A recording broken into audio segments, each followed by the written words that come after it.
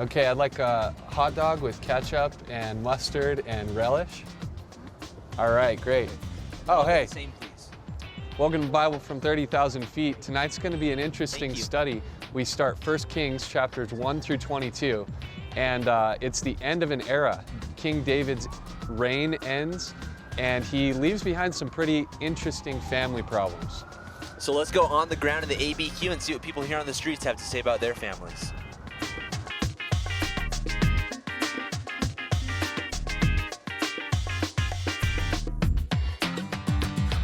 When you guys have a conflict in your family, how do you solve it? I don't know. We have a small enough family and we don't talk, so we don't have conflict. It's easy. We yell at each other and then everything's fine in a few minutes later. Talk it out. Okay. prayer. I leave. You want to hear the children's feelings, but the parents make the decision. In your family, when you have a conflict, how do you solve that conflict? Leave money out.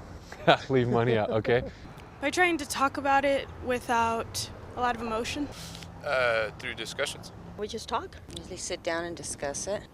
Sit down and talk about it, pray about it.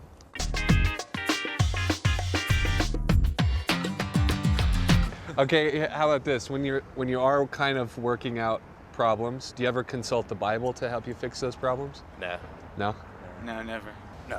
Almost never. No, not directly. At times we have. Oh, sure. No, not really. Of course, that is my number one source.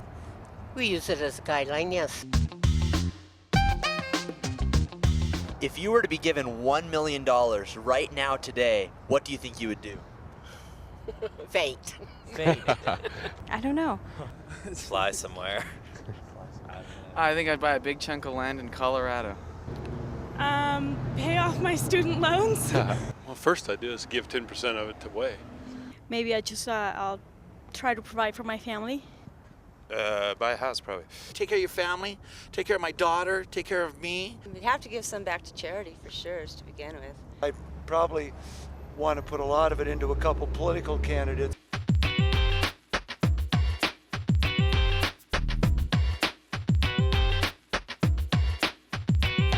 How do you think, if you were given $1 million, how do you think that would change you, who you are? I think it'd make me a better person. It would allow me to be a hippie. I don't know. It would definitely make me happy. Wouldn't change me at all. If you were given that sum of money, do you think that would change you? No. No.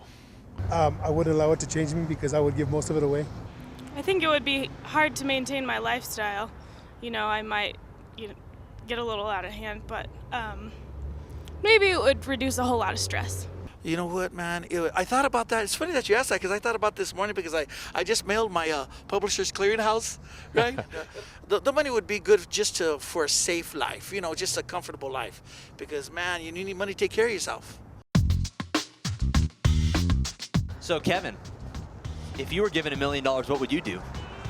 I'd probably buy a lot of Jelly Bellies.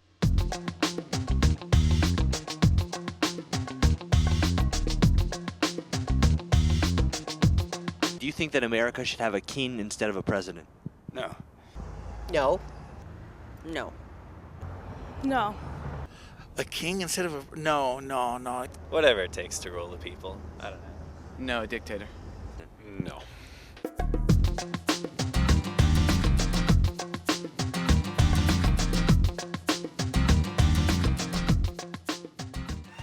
Well, that was pretty interesting, Kevin. We had some interesting thoughts and responses from those people on the ground in the ABQ. Wouldn't you say so? Oh, absolutely. You never know what you're going to get when you walk out there. Life is like a box of chocolates. You never know what you're going to get. I guess so, yeah. Hey, by the way, you turned that question back on me. You asked me what I would buy if I got $1 million. So I'm going to turn it back on you. If you got $1 million today, what do you think you'd get? What would you buy? What would you do with it? Well, it certainly wouldn't be a lot of Jelly Bellies. But I don't know. If I had $1 million, I would probably give it to you guys, but not in the way that you would think. I think if I had $1 million, it'd be cool to pay for everyone in here to have a chance to go on a mission trip to a place like Uganda or Belize or South Dakota, as Kevin and the Velocity Ministry is going this summer, and really realize what true wealth is, and that's wealth that we can get in heaven, and that's eternal wealth, not material wealth that we have here on earth. So what you're saying is you're more holy than I am. Well, if Mission Trips is more holy than Jelly Bellies, okay, you be the judge of that, that's Kevin. your You be the judge of interpretation, that. huh? Okay, well, that's actually, speaking of that, that's a great thing to bring up, because you guys, Vertical, the high school ministry, is actually going out to, where are you guys headed this summer? We're headed to Belize this summer. Great. And then middle school, Velocity, we are headed out to South Dakota. We're going to be going to the Lakota Sioux Indian Reservation out there in the Black Hills. So we're looking forward to that. So Great not only opportunities. middle school, high school, but there's lots of other good stuff out there as well. Definitely. But one thing money can't buy you, and money can't buy you love. And that's the truth, Kevin. But there is a lot of things money can buy. And I actually came across an article in the news recently about recent lottery winners and what they did with their share of money. And it's pretty interesting that people, when they get this large sum of money, don't really know what to do with it. And most of them wind up broke, homeless, sad, desolate, with no friends or family at the end of it. I'd like to read a few of these things to you. One lady named Evelyn Adams says, winning the lottery isn't always what it's cracked up to be. We won the New Jersey lottery not just once, but twice, in 1985 and 86, to the sum of $5.4 million. Today, the money is all gone, and Adams lives in a trailer. She remarked on it by saying, I won the American dream, but I lost it too. It was a very hard fall. It's called rock bottom. And you read stories like that all through the news. We have some more here. One person, William Hurt of Lansing, Michigan, won $3.1 million in 1989. 2 years later, he was broke and charged with murder. His lawyer says Hurt spent his fortune on a divorce and crack cocaine. Charles Riddle of Belleville, Michigan, won $1 million in 1975, and afterwards he got divorced, faced several lawsuits, and was indicted for selling cocaine. And it's really sad that truly money doesn't buy happiness. And we saw that in the questions there on the screen, that people think that it's going to answer all their problems, but really it just brings more problems. It really does. And you know, just like the Bible says, the love of money is the root of all evil.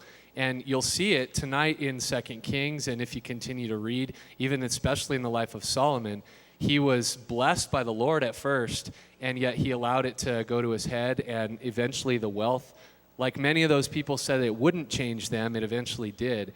And David, in fact, you know, being Solomon's dad, went through a lot of family problems as well. Had sons that hated him, tried to kill him even, you know, and then, of course, the whole thing with Bathsheba, having the son from that relationship die eventually from punishment from the Lord. So many things that he dealt with, having to do not only with money and wealth and what the world would call success, but also lots of family problems and issues that resulted from it. And you know, that's what we saw in the streets too, is that there's never a lack of problems in this world. And everyone, whether you're a Christian, whether you're a Muslim, whether you're an atheist, everyone has family problems. Everyone has issues in their life. Everyone has arguments. But we know that we can rely upon the Lord, and through those arguments, we can come together as a family and unite around the Bible as we ask that question, unite around prayer, and unite around Jesus Christ, and get through those issues as a family and united. Exactly. So we're going to see the Bible's solutions tonight as we continue to study. I think you guys will really enjoy it.